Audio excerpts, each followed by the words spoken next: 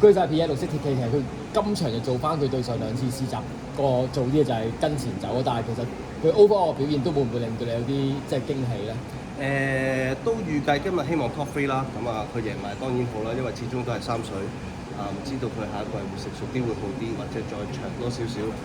上一場佢就比較 unlucky 啲，一出閘佢自己出得唔好，跟住又俾人夾一夾，所以喺後邊，所以今日都盡量叫佢出閘出得好啲，擺翻前啲啦。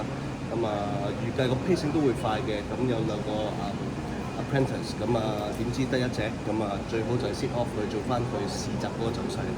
係咪之前其實反而係留後個效果未必咁理想咧？你自己點樣評價？係啊，因為隻馬大步，而且唔係話好 turn off foot，佢都係大步 keep 住個 momentum 去攬。當然我哋依家睇佢都係好後生嘅佢哋。